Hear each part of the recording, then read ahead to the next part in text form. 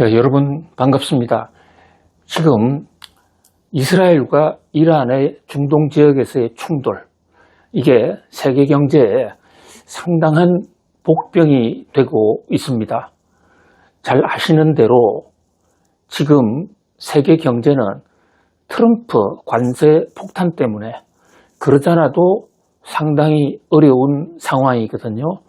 여기에 중동에서의 정치 불안으로 국제 유가마저 오른다면 그야말로 설상가상이 될 가능성이 적지가 않습니다.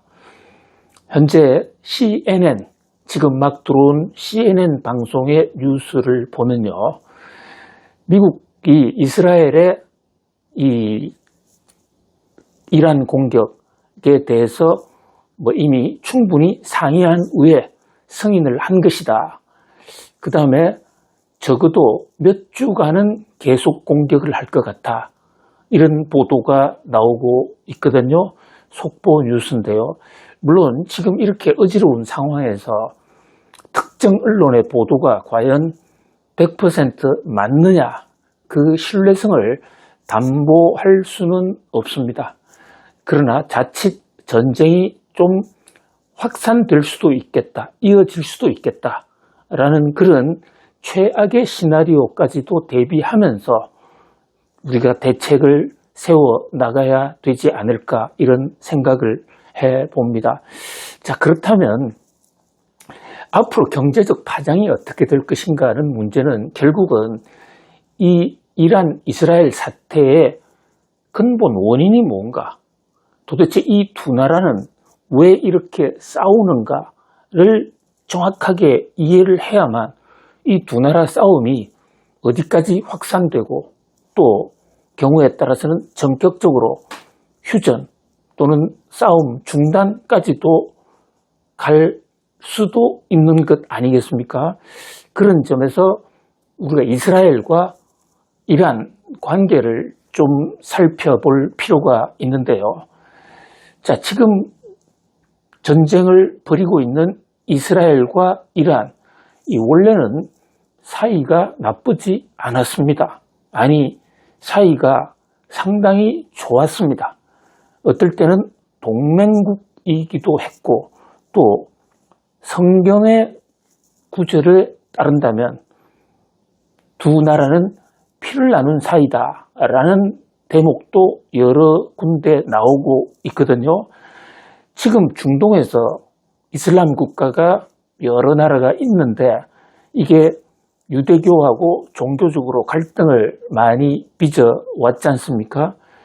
그런데 사실 따지고 보면 이 유대교와 이스라엘의 유대교와 또 이슬람교, 아라비아의 이슬람교는 그 아브라함의 아들들, 그러니까 아브라함이 이삭을 낳았다고 그러는데 그 정실 부인에서 나온 이삭과 또 첩에서 나온 이스마엘, 이 둘이 종파가 결국 갈려서 한쪽은 아랍이 되고 하나는 유대민족이 됐다, 이렇게 성경에도 기록되어 있고 아랍 역사책에도 그렇게 기억이 되어 있습니다. 결국은 배다른 형제들 간의 갈등이 아랍 민족과 유대 민족으로 나누어졌고 그것이 상당한 갈등의 요인이 됐다라고 볼 수가 있는데요. 그런데 이 이란은 아랍 민족이 아닙니다. 따라서 적어도 그 유대 민족과 아랍 민족 간의 갈등, 아브라함이 후손을 첩에서 낳건 정실에서 낳건 그 대목에 따른 갈등하고는 아무런 관련이 없다, 이렇게 볼 수가 있습니다. 그러니까 적어도 이란과 이스라엘 간에는 민족 갈등이라는 것은 없었다, 지금도 없었습니다. 오히려 중동에서의 민족 갈등이 있는 사이에서 그 이란 민족은 이스라엘과 오랫동안 굉장히 좋은 관계를 유지해 왔습니다. 자, 여러분, 이 성경에 보면요, 바빌론 유수 얘기가 여러 번 나오거든요. 이 바빌론 유수가 무엇이냐? 자, 이 유수라는 게 억압당했다, 철장 속에 갇혔다, 뭐 이런 얘기예요. 이 유수라는 게. 바빌론에서 이스라엘 민족들이 잡혀가 있던 상황, 그것을 바빌론 유수라고 그러고, 이게 이제 성경에도 나오지만 역사적 사실로도 여러 나라 역사책에 팩트로 입증이 되어 있습니다. 원래 이제 이스라엘은 그 유다 왕국과 이스라엘 두 왕국으로 분열이 됐었거든요. 그러니까 북쪽은 이스라엘. 근데 이 이스라엘은 먼저 망했습니다. 12지파 중에서요. 벤자민 지파하고 유다 지파, 이 두 쪽은 이제 남쪽에 유다 왕국을 건설했습니다. 우리가 말하는 다윗 왕조가 바로 이 유다 왕국이고요. 이 유다 왕조는 북쪽 이스라엘 왕조보다 훨씬 더 오래 지속이 됐죠. 그래서 오늘날 유대민족의 뿌리는 사실 흔적도 없이 사라진 이스라엘 쪽은 지금 그 연결고리를 찾기가 쉽지가 않아요. 그러나 유다 왕국과는 직접적인 족보 관계가 지금도 사례로서 확인이 되고 있거든요. 자, 이게 BC 597년에 이 유다 왕국이 침략해온 외적에 의해서 망했습니다. 그때 침략을 한 나라가 신바빌로니아 제국이라는 곳이에요. 신바빌로니아 제국인데 여기서 전쟁을 하다가 완전히 참패를 했고, 신바빌로니아 제국은 유다 왕국의 왕과 신하뿐만 아니라 모든 백성들을 전원 포로로 잡아갑니다. 그래서 어디로 갔느냐? 바빌론이라는 곳에 가서 노예 생활을 시키는데요. 이 바빌론이 신바빌로니아의 수도였습니다. 우리가 흔히 유대민족들을 얘기할 때 디아스포라, 국가가 없는 상태에서도 각자가 여러 가지 그 자체적인 규율을 지키고 나름대로의 민족 정체성을 잘 이어왔다라고 할 때 디아스포라라는 얘기를 많이 하는데요. 그 디아스포라가 바로 이 바빌론 유수 당시의 자치활동에서부터 유래를 했고요. 또 지금 구약 성경이 쓰여진 것도 이때 이제 처절하게 과거를 반성하면서 다시 하나님으로 돌아가자 하면서 쓰여졌다라는 것이 성사학자들의 기록입니다. 사실 이 노예 생활이 영원할 것 같았는데, 그런데 기적 같은 일이 생깁니다. 바로 이 페르시아에 키루스 2세 황제가 있었는데요. 이 페르시아가 힘을 길러서 바빌론 제국을 멸망시킵니다. 보통 멸망을 이렇게 시키면 바빌론 제국의 노예도 페르시아로 끌고 가든지 또 다른 용도로 써야 되는데, 지금 그 원인은 사서의 역사책에 남아있지가 않은데, 키루스 2세 황제는 바빌론에 잡혀가 있던, 유수되어 있던 그 이스라엘 사람들을 전원 유다 왕국의 수도가 예루살렘이었거든요. 이 예루살렘으로 전원 돌아갈 수 있도록 조처를 합니다. 자, 이게 뭐 일부 선지자들이 이런 예언을 했다는 얘기도 있고, 아무튼 성서에는 이것이 하나님의 뜻이다. 그런데 왜 이랬는지는 페르시아 쪽의 기록은 잘 없어요. 그런데 아주 사실상 민족이 절멸될 그런 위기까지 빠졌는데, 바로 페르시아의 키루스 황제 때문에 민족이 다시 부활한 거 아닙니까? 그 페르시아가 오늘의 이란입니다. 그러니까 유대민족 입장에서는 이란이 민족의 은인이다, 이렇게 볼 수도 있죠. 그때 돌아온 해가 BC 538년이거든요.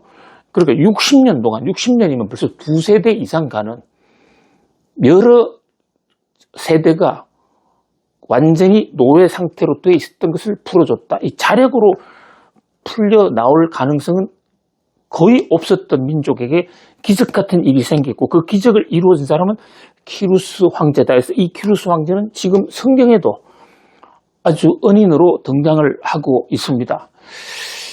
그뿐만이 아닙니다. 그 이스라엘이요, 2차 대전이 끝난 이후에 이제 도저히 유럽을 떠돌아다니면서는 살 수가 없다.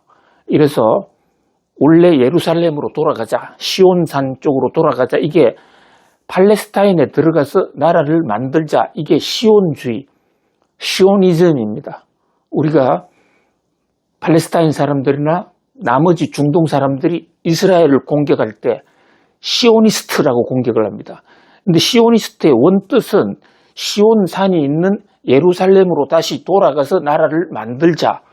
어떻게 보면 이스라엘 민족 입장에서는, 유대 민족 입장에서는 뭐 고향으로 돌아간다, 이런 거로 볼 수 있겠지만, 그러나 팔레스타인 민족들이나 땅을 뺏긴 사람 입장에서는 수천 년 전에 없어진 땅에 무리하게 근거도 없이 갑자기 들어와서 거기 살던 사람을 쫓아내고, 그리고 각종 만행과 횡포를 부리던 그것을 시오니즘이라고 부르고 있기도 하거든요.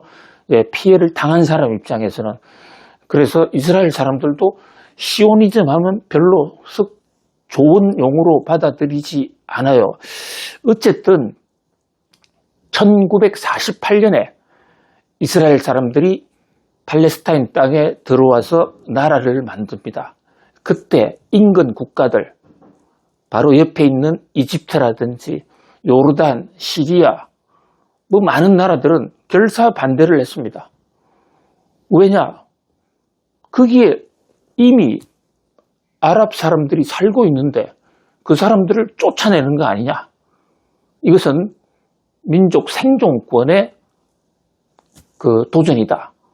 이러면서 심하게 반대를 했어요. 심지어 당시 영국 또 미국이 문제를 해결하지 못하니까 이것을 유엔에다가 넘겼거든요.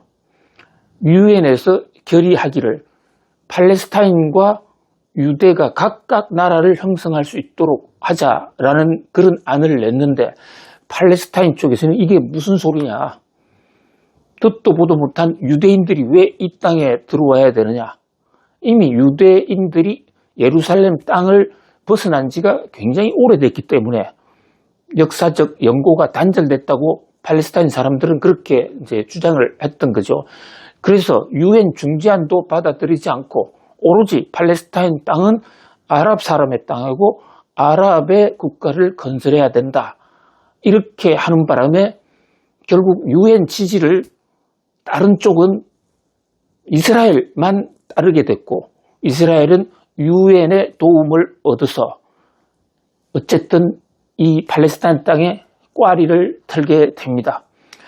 그때 주변 나라들이, 이스라엘은 아무리 유엔의 중재안을 따랐다고 하더라도 이것은 나라로 인정할 수 없다, 이것은 도둑 집단이다, 강도 집단이다, 그렇게 하면서 맹공을 했거든요. 그런데 나라가 성립이 되려면 자체적으로 영토가 있고 주권이 있고 국민이 있어야 되는 이런 3요소도 필요하지만, 그 3요소를 기반으로 주위 나라로부터 외교적 인정을 받아야 됩니다. 그것이 이제 외교적으로 이웃나라에 대한 국가 승인인데요. 외교도 중요하죠. 그런데 중동 지방의 어느 나라도 이 팔레스타인에 들어선 이스라엘을 국가로 승인해 주지 않았거든요. 이게 하나의 큰 갈등이 됐습니다. 그런데 그때 누가 나타났느냐? 이란이 이스라엘을 국가로 승인을 합니다. 이스라엘이 팔레스타인의 1948년 국가를 만든 이후에 최초로 이것도 국가다라고 승인해 준 나라가 이란이에요. 그 정도로 이란과 이스라엘은 관계가 가까웠다. 사실 어떤 면에서 보면 동맹관계이기도 합니다. 그 주변에 많은 아랍 민족들이 견제 속에 살고 있는 유대 민족 입장에서는 아랍 민족이 아닌 또 다른 페르시아, 완전히 다른 페르시아 민족과 유일하게 거래를 하면서 특히 석유, 이스라엘 땅에는 석유가 거의 안 나거든요. 그 부족한 석유를 아랍 국가들이 수출하지 않았어요. 그래서 이란으로부터 석유를 수입해다 먹고 살았어요. 그러니까 이것은 경제적 동맹이라고 봐도 무방하지 않겠죠. 자, 또 하나 중대한 사례가 있습니다. 자, 이게 성경 에스더 편에 보면요, 부림절이라는 얘기가 나오고 이게 굉장히 큰 축제로 지금도 유대 민족이 지키고 있는데요. 이 부림절이 어디서 온 거냐? 페르시아에서 온 거예요. 페르시아의 축제가 이스라엘에 들어와 있습니다. 자, 이게 왜 들어왔을까? 에스더에 보면요, 에스더라는 말이 유대 히브리 말로 아름다운 여인, beautiful girl이라는 이런 뜻이에요. beautiful woman. 유대인 중에서 가장 대표적인 여자 이름이고 비교적 사랑받는 이름이기도 하죠. 벤허에도 보면 그 에스더라는 여자가 나오지 않습니까? 이 에스더라는 사람이 페르시아의 크레르크세스 1세의 왕비였다 라는 게 지금 성경에 나와요. 근데 물론 이 대목은 페르시아 역사책에는 찾아볼 수가 없어서 과학적 검증은 확인되지 않았다. 그러나 어쨌든 성경에 나온다는 것만으로도 유대 민족들, 이스라엘 민족들은 이 페르시아, 이란 사람과 유대인 간의 거기서 왕비가 배출됐다 이런 얘기는 혼혈이 됐고, 그렇다면 결국은 페르시아의 왕족 후손들에게는 유대인의 피가 흐른다라고도 볼 수 있지 않습니까? 특히 유대인들은요, 유대인이냐 아니냐를 따질 때 남자 족보를 안 보고 여자 피를 따집니다. 어쨌든 이게 사실 여부를 떠나서 그 페르시아의 왕비까지 됐다. 이 에스더라는 왕비가 이란 지역에서의 유대인 박해를 막았다. 그래서 축제한다. 그 사실은 그 유대인들의 종교를 지켜준 게 페르시아다. 이런 얘기까지 있는데요. 지금 여기 우리 성서학 강의하는 시간이 아니잖아요. 제가 이걸 굳이 들고 온 것은 단지 이스라엘과 이란의 민족적 관계, 우호도를 볼 수 있는 하나의 자그마한 증거가 될 수 있다. 이렇게 측면에서 가져왔습니다. 그냥 참고만 하시고요. 어쨌든 그만큼 여기 지금 이란이 이 흰 바탕이 있는 여기 있습니다. 그런데 이스라엘은 검정 버튼이 있는 여기 있거든요. 여기가 서울, 부산 거리에 수십 배가 되는, 수십 배까지는 안 되지만 엄청나게 먼 거리예요. 적어도 한 4배, 5배 정도 되는. 지금 이 이스라엘에서 이란을 가려면 옆에 요르단을 경유해야죠. 이라크를 경유해야죠. 그런 다음에 이란까지 가야 되는데 요 가운데 있는 이라크 땅에 방금 말씀드린 신바빌로니아가 여기에 왕국이 있었고 그 신바빌로니아 수도가 바빌론인데요. 바빌론 유수의 바빌론. 그게 바로 이라크 바그다드 부근이에요. 그러니까 이 이라크의 공격을 받아서 이스라엘 민족이 전원 잡혀간 거를 이란의 선조인 페르시아 왕국에서 이라크를 무너뜨리고 그 노예 상태를 풀어줘서 돌아갈 수 했다라는 이 얘기는 역사책에도 나오고 있는 얘기입니다. 이렇게 가까웠던 이란과 이스라엘이 왜 사이가 틀어졌느냐? 그것은 1978년 바로 이란 혁명 때문입니다. 이란에서 팔레비 왕조를 이제 뒤엎는 혁명이 일어났거든요. 그 혁명에 성공한 지도자 인물이 호메이니죠. 자, 호메이니가 혁명 명분은 바로 그 전임 팔레비 왕이 미국과 너무 가깝다. 서방과 너무 가깝다. 그리고 또 서방에 대해서 석유 채굴권을 줬는데 그 팔레비 전 왕조가 줬는데 원래는 영국에서 준 겁니다. 세계 중동에서 최초로 석유 나온 것이 이란이고 왜 이란에서 석유가 나오게 됐냐면요. 이란은 원래 여기가 조르아스트교를 믿던 곳이었어요. 그러니까 지금은 여기서 이슬람의 시아파가 득세하고 있지만 뿌리가 이슬람과는 다르다는 거죠. 근데 조르아스트교는 이 영화나 책에 보면 뒤에 불빛이 이렇게 나오지 않습니까? 그 불빛을 보고요. 영국의 석유 탐험가들이 조르아스트교가 저렇게 밝히는 그 불빛이 마치 석유 등불 같아. 그 얘기는 이란의 어딘가에 대규모 석유가 있을 것이다. 그래서 여기서 배팅을 합니다.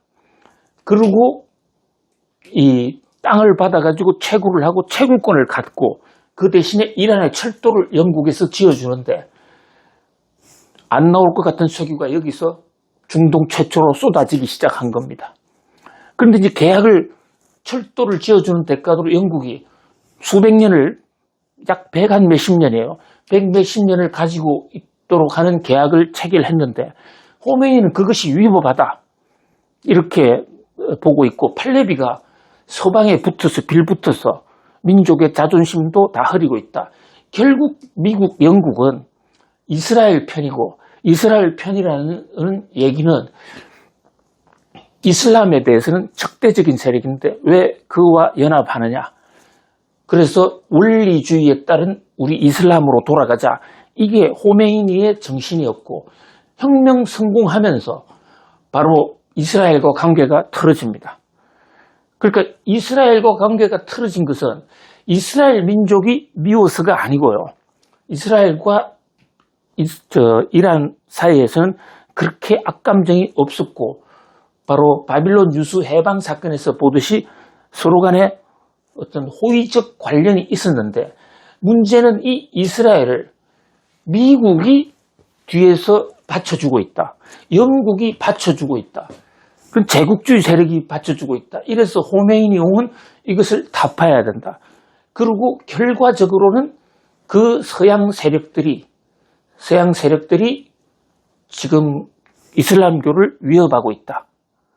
그러니까 이란의 이스라엘에 대한 또는 미국에 대한 적개심은 두 가지죠. 하나는 이슬람 세력에 대한 저항도 있지만 세계 민중 제3세계 국가의 제국주의에 대한 반발 이런 것까지 같이 가세하면서 이스라엘을 원수로 삼게 됐고 그러다 보니까 이제 미국과 이스라엘은 결국은 이란의 적이 됐는데요. 특히 이 이란으로서는 호메이니 이후에 미국과 충돌을 많이 했거든요. 미국과 충돌을 많이 했으니까 미국이 이란에 대해서 경제 제재를 하고 압박을 많이 가했습니다. 그러다 보니까 이란으로서는 살아날 수 있는 길이 핵무기밖에 없다. 이래서 핵을 개발하게 됐고 그거를 보고 북한이 이란의 패턴을 보고 북한이 핵 개발을 한 겁니다. 그런데 지금 북한이 먼저 개발을 했어요. 먼저 개발을 했는데 여기에 핵을 개발했을 경우에는 이스라엘이 상당히 스트레스를 받을 수가 있죠. 왜냐하면요. 지금 이스라엘은 주변에 있는 사우디라든지 이런 나라들하고 굉장히 지금 친해졌어요. 그래서 이 팔레스타인 사람들이 과거에는 전쟁을 할 때 이 주변 국가들이 힘을 합쳐서 이스라엘을 타격을 했는데 지금은 이 팔레스타인이 완전히 이란으로 붙게 됐고 이란의 시아파하고 붙고 있고요. 그리고 사우디라든지 수니파 이런 쪽은 이스라엘과 내면적으로 상당히 가까워요. 또 미국과 사우디가 가깝기 때문에 미국의 친구의 친구는 같이 동맹이 되자. 이것이 바로 트럼프가 말하는 아브라함 협정. 그래서 내막으로는 관계가 좋아요. 그러다 보니까 지금 전선은 이 팔레스타인과 이란이 한 편을 먹고 또 여기 있는 예멘이라는 나라 이런 나라들이 한 편을 먹고 시아 이슬람교를 지키고 있고 또 제3세계 주권론, 반제국주의 이런 것을 주장하고 있는데 반해서 사우디, 이스라엘, 서방 이런 쪽은 이제 석유 주권의 보호, 또 글로벌 세계 경제의 글로벌라이제이션, 세계를 하나로 묶자라는 그런 서방의 글로벌 경제권, 여기에 같이 들어가 있는 것이죠. 그래서 살아남기 위해서는 핵을 개발할 수밖에 없었다. 그런데 핵이 있다면 말이죠. 가뜩이나 이스라엘 입장에서는 옆에 팔레스타인을 도와주는 이란이 미운데 핵 무장을 할 수 있다? 그래서 오바마 때 합의를 했습니다만은 그 당시 3.67 우라늄 농축을 3.67 이내로 하기로 하고, 그렇다면 3.67 정도 가지고는 그 우라늄 농축도가 낮기 때문에 핵무기 개발이 안 된다. 따라서 경제적 용도로만 쓸 것이다라는 게 이란 측 주장인데, 지금 이스라엘은 무슨 소리냐? 북한을 봐라. 북한도 처음에 그랬다가 결국 핵무기를 보유하지 않았냐? 이것은 인정할 수 없다. 이래서 트럼프 대통령이 들어와서 이스라엘과 미국이 전략을 바꿔서 이란으로 하여금 한 푼도 갖지 마라. 우라늄 농축은 단 1톤도 하지 말라.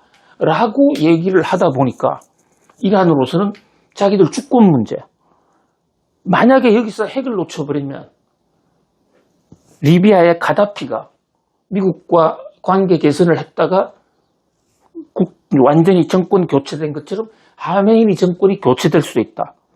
그래서 북한처럼 핵을 가지고 주권을 지키고 안보를 지켜야 되겠다는 이 전쟁이 팽팽해진 거죠. 자, 그런 각도에서 이란과 이스라엘은 충돌을 좀 본다면요, 단순히 이 두 나라의 민족 감정이 아니라 결국은 종교와 제3세력과 미국 제국주의에 대한 어떤 대결, 그 뒤에는 또 러시아와 중국이 미국과의 경쟁을 의식해서 이란을 적극적으로 도와주고 있거든요. 그렇다면 결국은 겉으로는 이스라엘과 이란의 전쟁이지만 이 이스라엘 뒤에는 미국이 있고 이란 뒤에는 중국과 러시아가 있다. 우크라이나 전쟁처럼 결국은 동서 간의 총체적인 전쟁이다. 다만 이 전쟁에 있어서 서로가 충돌을 했을 경우에 그 피해가 워낙 크기 때문에 좀 자제하려는 그런 움직임이 상당히 있어서 확산이 안 될 수도 있다. 그런데 문제는 전쟁이라는 게 상대성이 있는 거기 때문에 한쪽이 과하게 나왔을 때는 같이 치킨 게임처럼 나갈 수밖에 없는, 그렇기 때문에 한 치 앞을 알 수가 없다. 그래서 이스라엘과 이란의 민족 감정에다가 세계 지정학적인 미국과 러시아의 대결까지도 함께 파악해야 된다.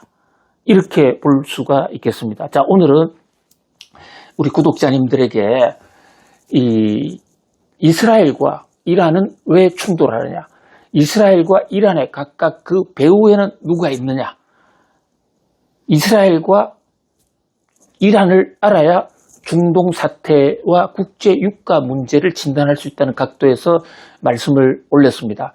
지금 상황이 계속 시시각각 바뀌고 있기 때문에 그 바뀌는 상황 나오는 대로 시청자님들에게 수시로 속보를 만들어 올리겠습니다. 자, 지금 구독자님들 오늘도 성공하세요. 감사합니다.